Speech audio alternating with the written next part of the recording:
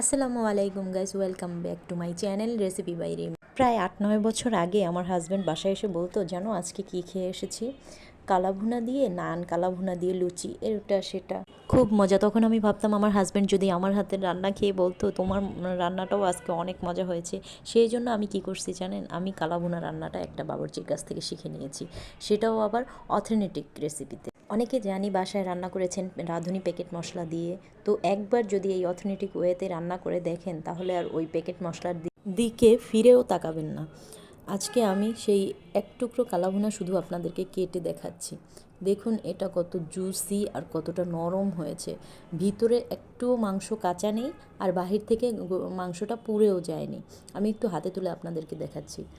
চলুন তবে এই রেসিপিটাই আজকে রান্না করা যাক। আর এই কালাভুনার জন্য আজকে আমি এখানে নিয়েছি 2 কেজি পরিমাণ গরুর মাংস। আর এখানে আমি তেল, চর্বি, হাড় মিলিয়ে নিয়েছি। শুধু সয়সলা মাংস, যেটা সলিড গোশ বলেন, ওটা দিয়ে করলে এটা ততটা মজা হবে না। যাই হোক, আমি 2 কেজি মাংসের মধ্যে এখন এখানে আমি দিয়ে দেব 1 কাপ পেঁয়াজ কুচি, 1 কাপ পেঁয়াজ বেরেস্তা,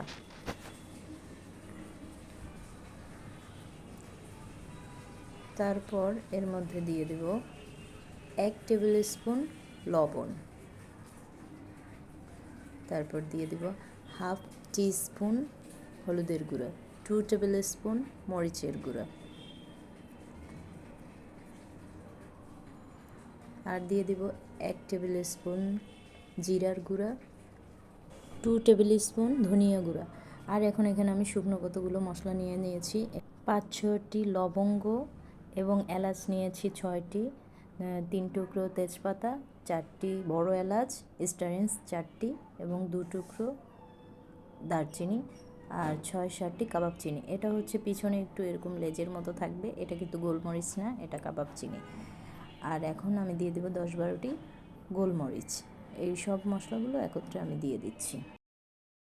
এখন দিয়ে দিব 1/4 কাপ টক দই, আর দিয়ে দিব সয়াবিন তেল 1 কাপ। এই তেলটাতে আমি বেরেস্তা ভেজে রেখেছিলাম।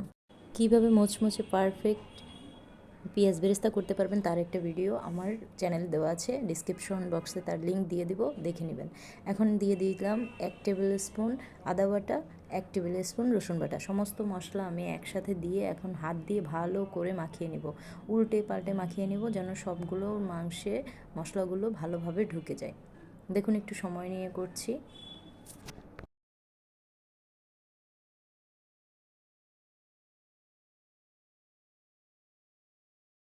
মাখানো হয়ে গেলে সমস্ত মশলাগুলো যেহেতু অনেক দামি, তাই আমি একটুখানি পানি দিয়ে হাতটাকে একটু ধুয়ে এটার উপরে দিয়ে দিব। দেওয়ার পরে আমি একটা ঢাকনা দিয়ে চুলোর আঁচটা ফুল রেখে 5 মিনিট জাল দিয়ে নেব। এর মধ্যে আমি ঢাকনা খুলব না।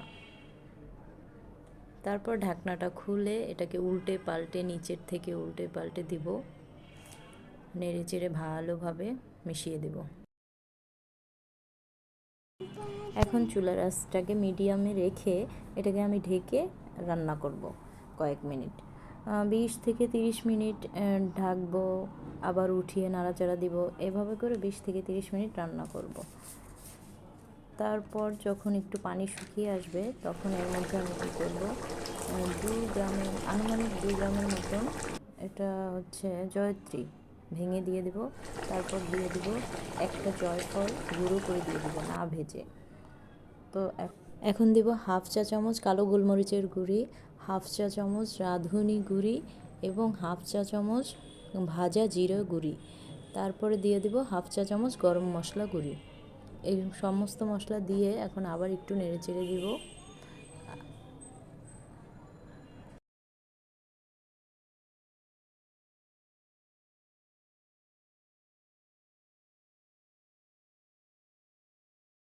এখন মাংসটা সিদ্ধ হতে থাক, আমি আরেকটা চুলায় বাগারের প্রিপারেশনটা নিয়ে নিই। এখন এখানে আমি 1 কাপ সরিষার তেল নিয়েছি। বাগারটা আপনাকে সরিষার তেল দিয়েই দিতে হবে যদি পারফেক্ট কালাভুনার ফ্লেভারটা পেতে চান।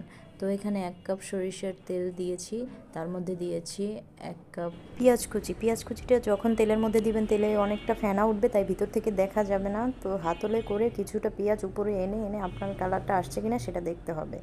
তো একটু সাদা হয়ে আসলে এর মধ্যে আমি দিয়ে দেব 1 টেবিল স্পুন রসুন কুচি।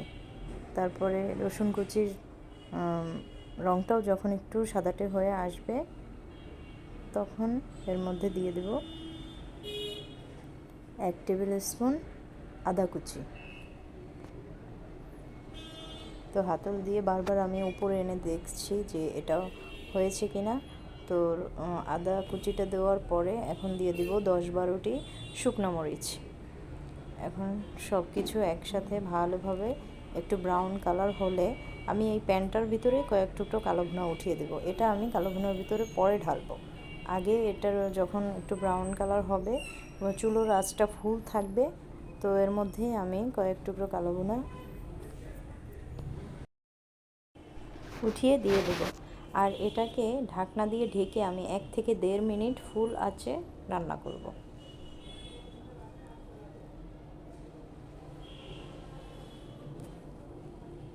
হাতলটা দিয়ে নাড়াচাড়া দিব না, আমি এইভাবে যেভাবে দেখাচ্ছি ফ্রাই প্যানটা দুলিয়ে দেব যেন নিচের দিকটা পুড়ে না যায়।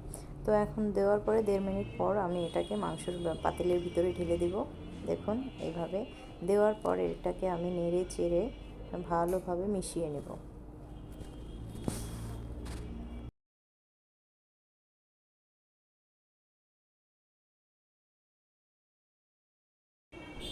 মেশানোর পর এটাকে আমি ঢাকনা দিয়ে ঢেকে অপেক্ষা করব 5 মিনিট, যেন বার্গারের ফ্লেভারটা মাংসের ভিতরে ঢুকে যায়।